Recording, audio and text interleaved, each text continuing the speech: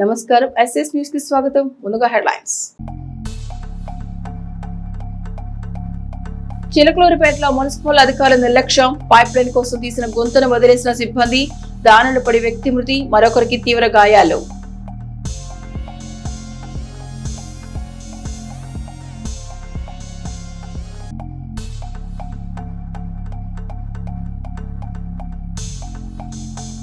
ఈ నెల 29న మెగా వైద్య శిబిరం సద్వినియోగం చేసుకోవాలన్న సుబ్బారావు.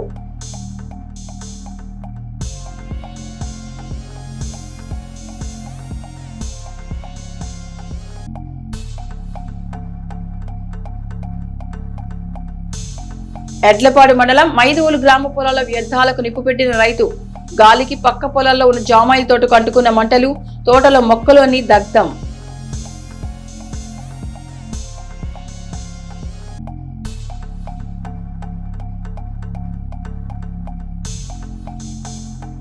ముప్పై 32, 35, 36, 37 వార్డుల్లో పర్యటించిన టీడీపీ నేతలు, పట్టణంలో జరుగుతున్న పలు అభివృద్ధి పనులను పర్యవేక్షించిన నాయకులు. మత్స్యకార సంక్షేమానికి సీఎం చంద్రబాబు అందిస్తున్న అండకు కృతజ్ఞతగా కృష్ణానదిలో జాలర్లు, బోట్లతో భారీ సంఘీభావ ర్యాలీ నిర్వహించారు. గత ఏడాది 1,21,433 కుటుంబాలకు 243 కోట్ల సాయం అందించగా, నేడు ఏకంగా 1,30,796 కుటుంబాలకి 262 కోట్ల ఆర్థిక సహాయాన్ని సీఎం విడుదల చేశారు. 2 ఏళ్లలో కలిపి కూటమి ప్రభుత్వం 505 కోట్ల రూపాయల సాయం అందించింది. వరుసగా 2వ ఏడాది మత్స్యకారుల సేవలో పథకం కింద నిధులు అందుతుండటంతో గంగపుత్రులు కూటమి ప్రభుత్వానికి మద్దతుగా ఈ వినూత్న ప్రదర్శన చేపట్టారు.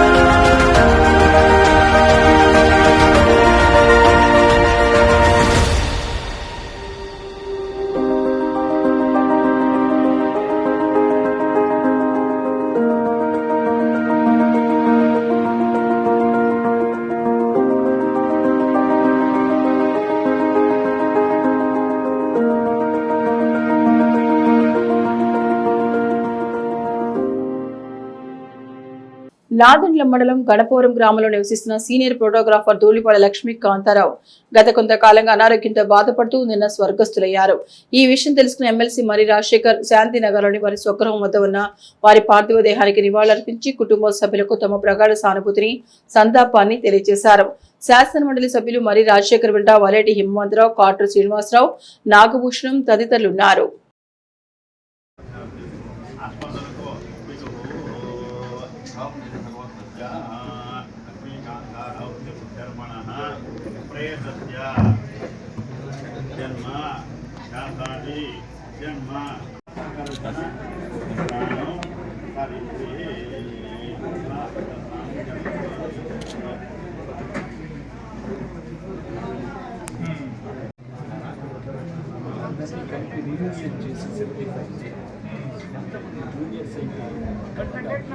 ఎడ్లపాడు మండలం తిమ్మాపురం గ్రామ రావూరి శేఖర్ తండ్రి రిటైర్డ్ విఆర్ఏ రావూరి యేసురత్నం ఈ నెల 9న స్వర్గస్థులయ్యారు.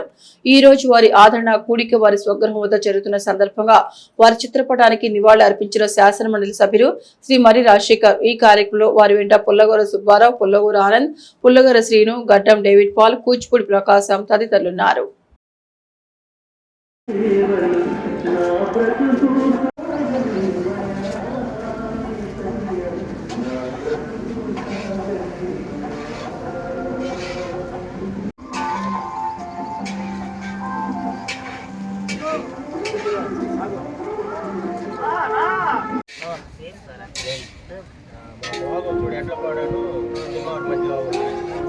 ఆంధ్రప్రదేశ్ రాష్ట్ర ఎయిడ్స్ నియంత్రణ సంస్థ యొక్క ఆదేశాలు అనుసరించి అంతర్జాతీయ ఎయిడ్స్ కొవ్వొత్తుల స్మరిక దినం పురస్కరించుకొని పల్నాడు జిల్లా చిలకలూరుపేటలోని స్థానిక క్యాంపు స్వచ్ఛంద సేవా సంస్థ ఆధ్వర్యంలో ఎన్ఆర్టీ సెంటర్ నుండి శివాలయం వరకు క్యాండిల్ లైట్ డే ర్యాలీ చేయడం జరిగింది. ఈ ర్యాలీ అనంతరం పాల్గొన్న వారు చిలకలూరుపేటలోని ICTC lab technician J Vamsikrishna HIV రోగుల పట్ల వివక్షత చూపమని ప్రతిజ్ఞ చేయించారు. ఈ కార్యక్రమం చిలకలూరుపేటలోని ఏఆర్టీ సెంటర్ ఉద్యోగస్తులు, data manager Shrimati Anitha, ART lab technician Shrimati Jayasri, camp సంస్థ project manager K Pavan Kalyan, ANM Uha మరియు ఇతర సిబ్బంది, ఫిర్ ఎడ్యుకేటర్స్ పాల్గొన్నారు.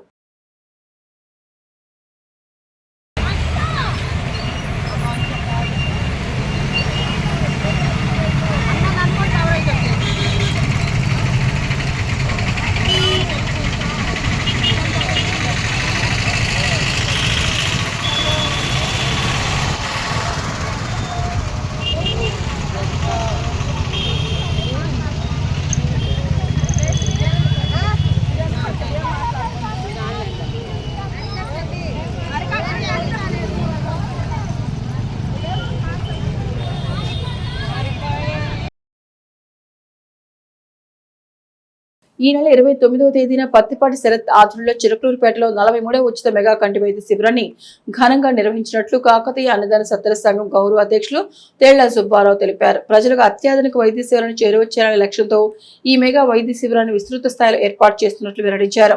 ఇప్పటి వరకు ప్రధానంగా కంటి శుక్లాల ఆపరేషన్లకు మాత్రమే పరిమితమైన సేవలను ఈసారి మరింత విస్తృత పరిధిలో అందించినట్లు తేళ్ల సుబ్బారావు పేర్కొన్నారు.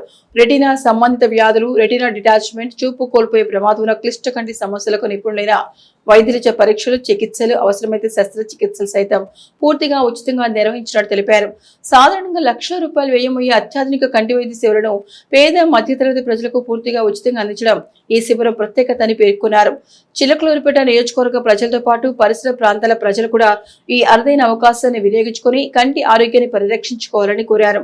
పత్తిపాటి పుల్లారావు ప్రజా ప్రతినిధిగా నియోజకవర్గ అభివృద్ధికి విశేష కృషి చేశారని, రహదారులు, మౌలిక సదుపాయాలు, సంక్షేమ కార్యక్రమాల ద్వారా ప్రజల మన్ననలు పొందారని తేళ్ల సుబ్బారావు కొనియాడారు.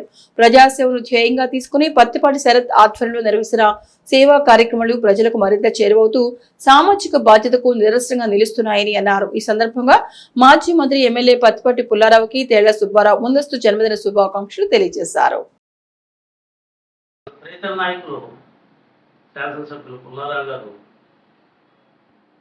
రేపు 29వ తారీఖు ఆయన జన్మదినోత్సవం కాబట్టి మరి పత్తిపాటి శరత్ బాబు వారి ఆధ్వర్యాన ఉచిత 43వ ఉచిత కంటి శంకర నేత్రాలయ వారు కంటి ఆపరేషన్లు, శుక్లములు, నీరుకాసులు అన్నిటికీ కూడా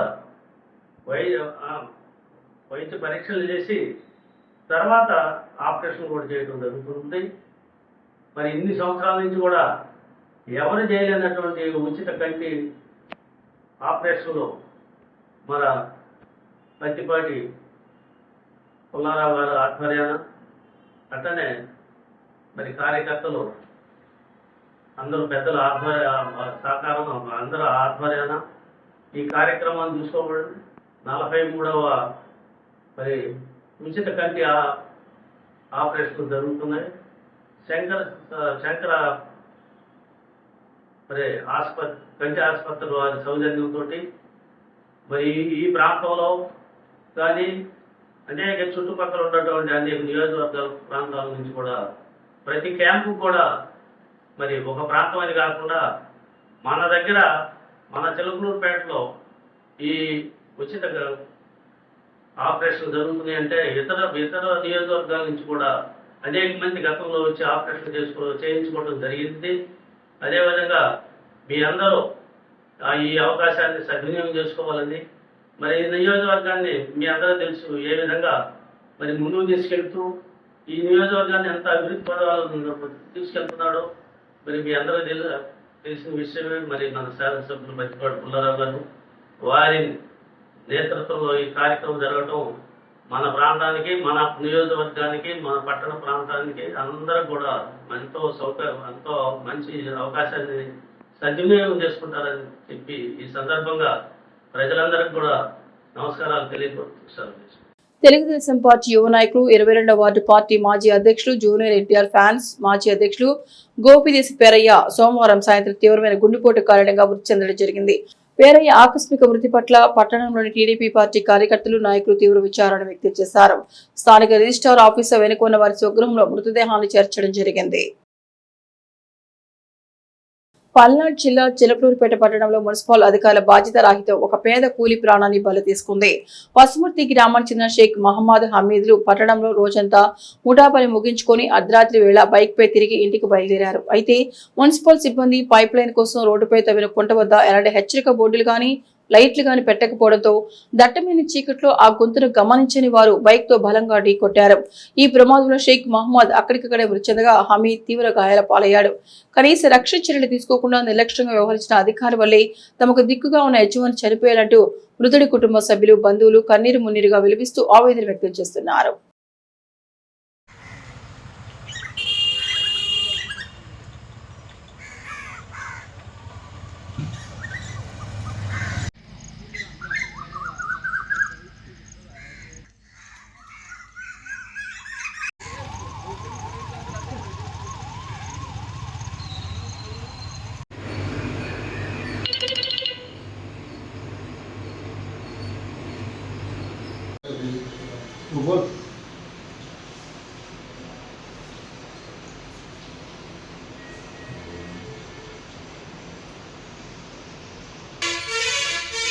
ఉదయం చెరుగులపేట నుండి పసుమర్తి వస్తుండగా పక్కదాశాల గూడాల వద్ద మా అన్నయ్య కొడుకు ప్రమాదస్తు యాక్సిడెంట్ జరిగింది.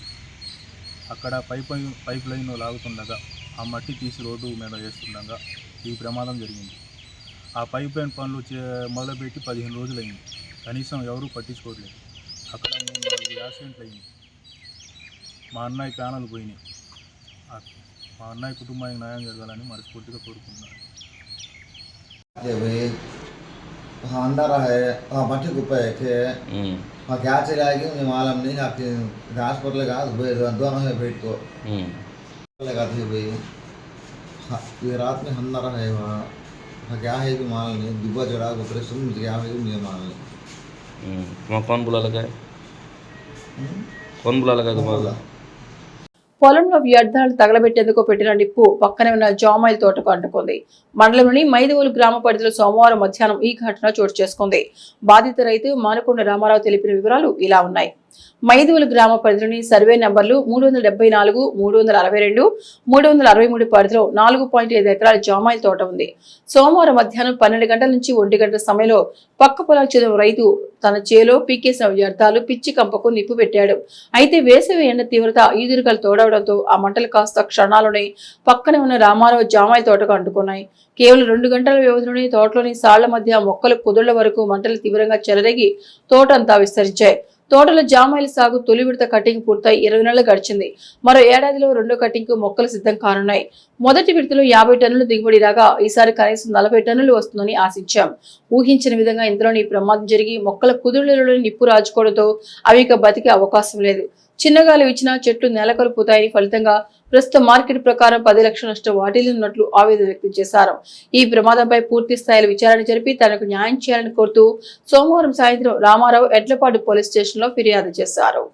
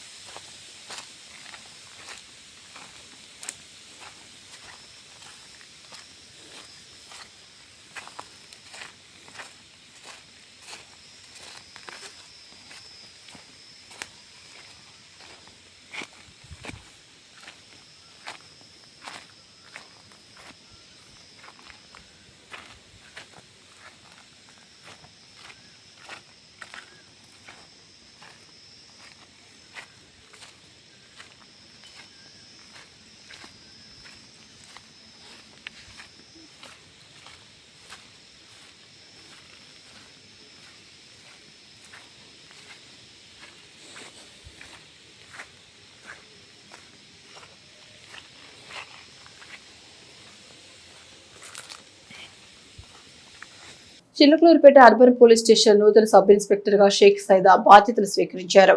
ఇక్కడ పనిచేస్తున్న ఎస్ఐ చెన్నకేశవులు రేపల్లి పట్టణ పోలీస్ స్టేషన్ కు బదిలీ కావడంతో ఆయన స్థానం షేక్ సైదా నియమితులయ్యారు. సోమవారం అర్బన్ సర్కిల్ ఇన్స్పెక్టర్ రమేష్ సమక్షంలో ఆయన పోలీస్ స్టేషన్ హాజరై అధికారికంగా బాధ్యతలు చేపట్టారు. ఈ సందర్భంగా నూతన ఎస్ఐ షేక్ సైదాకు తోటి సిబ్బంది పలువురు శుభాకాంక్షలు తెలిపారు. చిలకలూరుపేట పట్టణంలోని 32, 35, 36, 37 వార్డులలో ప్రజలు ఎదుర్కొంటున్న వివిధ సమస్యలు తెలుసుకుని వాటిని త్వరితగతిన పరిష్కరించేందుకు మరియు అభివృద్ధి పనులను వేగవంతం చేసేందుకు నాయకులు నడుం బిగించారు. మాజీ మంత్రివర్యులు శాసనసభ్యులు పత్తిపాటి పుల్లారావు ఆదేశాల మేరకు ఈ వార్డులో ప్రత్యేక కార్యక్రమాన్ని నిర్వహించారు. ప్రజలకు మెరుగైన మౌలిక సదుపాయాలు అందించడమే లక్ష్యంగా అధికారులు, ప్రజాప్రతినిధులు, పార్టీ నాయకులు పూర్తి సమన్వయంతో కలిసి పనిచేయాలని ఈ సందర్భంగా నిర్ణయించారు. ఈ కార్యక్రమంలో వ్యవసాయ market act chairman Shaik Karimulla, పట్టణ తెలుగుదేశం పార్టీ అధ్యక్షులు పఠాన్ సమద్ ఖాన్, ప్రధాన కార్యదర్శి మద్దుమాల రవి, క్లస్టర్ ఇన్ఛార్జ్ మధుబేని శివ పాల్గొన్నారు. అలాగే మాజీ వార్డు కౌన్సిలర్లు పాములవాడి శివకుమారి, రాయని హరిత, వార్డు అధ్యక్షులు ఈదల వెంకట్రావు, కాసల శివకృష్ణ, రాములు నాయకులతో పాటు వార్డు నాయకులు రాయని శ్రీనివాసరావు, పోపూరి లక్ష్మి, కోటపాటి నాగేశ్వరరావు, తోడపి వెంకయ్య, సకల శ్రీనివాసరావు, వీరకుమారి, అంజీనాయక్, ఇనగడ్డి బెంచ్, అవ్వరి రమేష్, బాచిన రఘు, సాంబశివ నాయక్, అమానబ్రోలు మాధవ్ సింగ్ తదితరులున్నారు.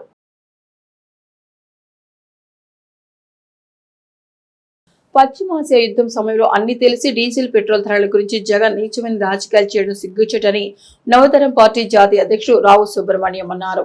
కేంద్ర రాష్ట్ర ప్రభుత్వం, ఎన్డీఏ కూటమి నేతలు మోదీ, చంద్రబాబు సంక్షోభ సమయంలో కూడా గ్యాస్, డీజిల్, పెట్రోల్ ఏ విధంగా ప్రజలకు సరఫరా నిరంతరాయంగా చేశారో వైఎస్ఆర్సీపీ పార్టీ అధ్యక్షుడు జగన్ తెలియదా అని ప్రశ్నించారు. ఇటువంటి సమయంలో ధరలను గురించి నిరసనకు దిగడం సిగ్గుమాలిన పనిని విమర్శించారు. జగన్ దిక్కుమాలిన రాజకీయాలు మానుకోవాలని రావు సుబ్రహ్మణ్యం హితవు కోరారు. అట్లాగనే మరి ఆయిల్ ధరలు కొంచెం స్వల్పంగా పెరిగితే పెరుగుండొచ్చు.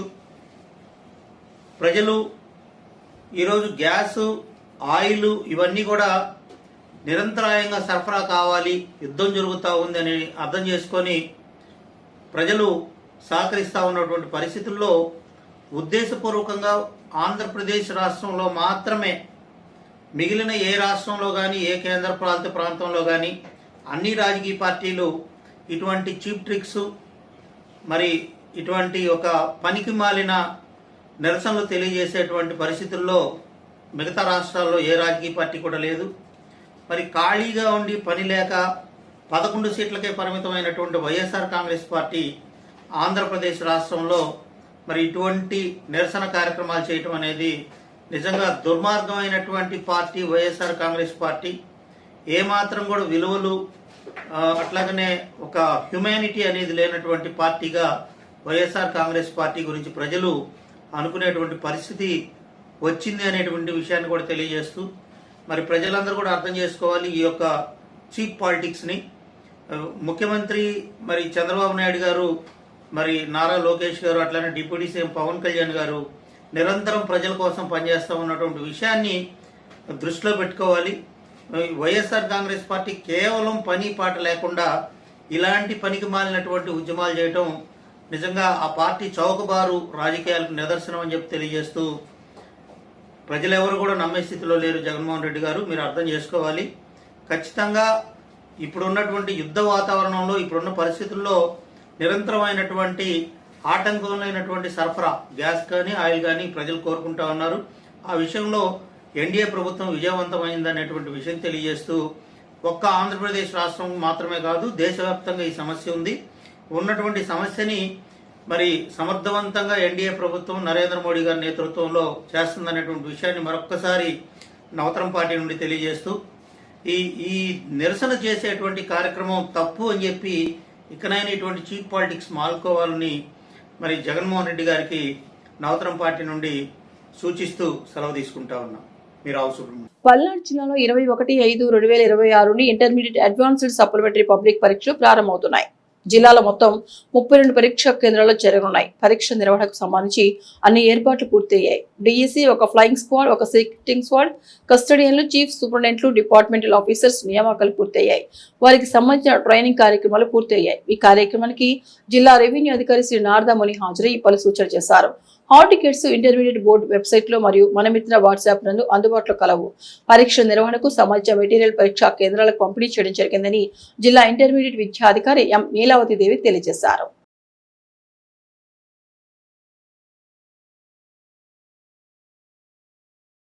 విశేషాలు. నమస్తే.